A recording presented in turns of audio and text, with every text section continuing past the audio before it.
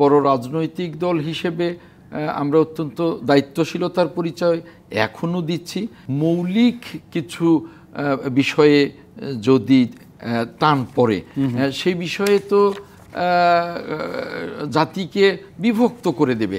প্রশ্ন রেখেছিলাম অনেকটা যে সংস্কার কমিশনের রিপোর্ট এবং এই যে জুলাই ঘোষণাপত্রের আমরা যে কয়েকটি ক্লজ দেখছি, যেরকম এরকম আছে যে 1972 সালে সংবিধান সংযোজন বা প্রয়োজনে বাতিল করার অভিপ্রায় ব্যক্ত করা হয়েছে আলোচিত জুলাই গণ অভ্যুত্থান ঘোষণাপত্রের খসড়ায়।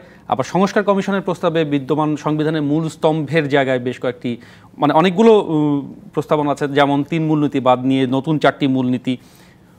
যদি মোটা দাগে বিচার করতে বলা হয়, এই দুয়ের মধ্যে আপনি কোনো মিল খুঁজে পান কিনা?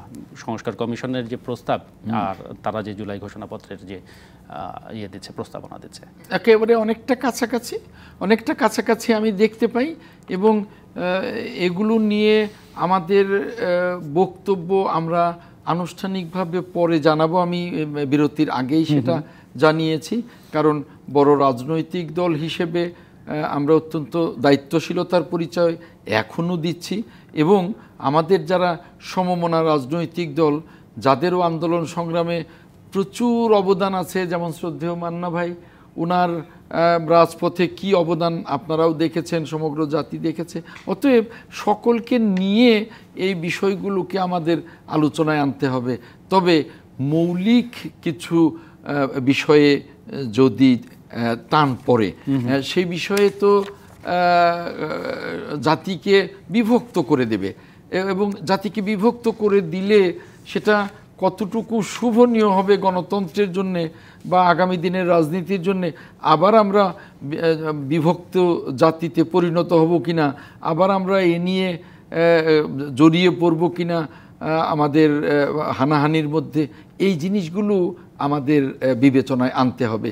এবং সেই জন্যে যারা এই সংবিধান সংস্কারের কাজ করছেন এবং যারা এই জুলাই প্রক্লেমেশন লিখছেন, তাদের কিন্তু এই জিনিসগুলো বিবেচনায় না এনে যদি লিখেন, তাহলে কিন্তু তার সাথে আমাদের দ্বিমত হয়েই যাবে। এবং আমরা চাই যাতে এই দ্বিমতগুলো না হয়। আমরা চাই যে একটা ফ্যাসিবাদের কাছ থেকে উত্তরণে গণতন্ত্রের পথে কারা ভোটে নির্বাচিত হবেন সেটা জনগণ দেখবেন, কিন্তু সেই ভোটে নির্বাচিত হওয়া বা বিরোধী দলে থাকা বা তারও বাইরে থাকা মানে এই না যে জাতি বিভক্ত। তার মানে আমরা যদি অন্ততপক্ষে জাতীয় ঐক্যের ওই জায়গাটায় থাকি যে আমাদের সংবিধানের মূল স্পিরিট যেন নষ্ট না হয়।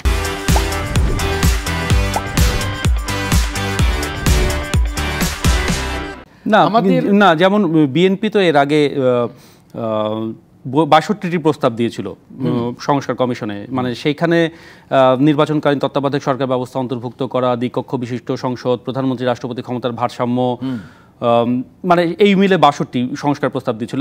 এইবার যে আমরা দেখলাম গতকাল যে সুপারিশ দেওয়া হলো, সেখানেও অনেক কিছু এর সাথে মিল আছে। একজন ব্যক্তি দুবারের বেশি প্রধানমন্ত্রী হতে পারবেন না, একচ্ছত্র ক্ষমতা যাতে না পান।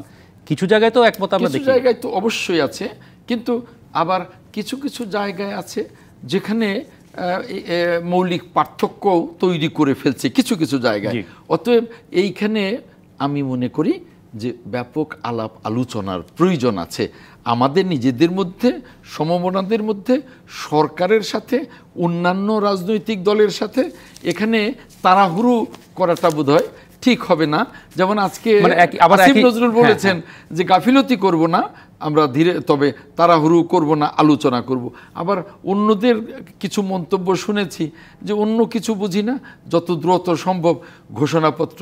আসলে রাষ্ট্রকে নিয়ে আমরা যদি দায়িত্বশীল না হই, আমরা যদি মনে করে ফেলি যে ক্ষমতার স্বাদ গ্রহণ করেছি, এভাবে আমরা যা বলবো তাই হবে, তা কিন্তু ঠিক হবে না। প্রত্যেকটা জায়গা থেকে দায়িত্বশীল কথা বলতে হবে, দায়িত্বশীল আচরণ করতে হবে, দায়িত্বশীল কর্তব্য পালন করতে হবে। নইলে কিন্তু আমরা যে তিমিরে ছিলাম সেই বিভেদের জায়গাটা চলে যাবে। ধন্যবাদ আহমেদ আজম।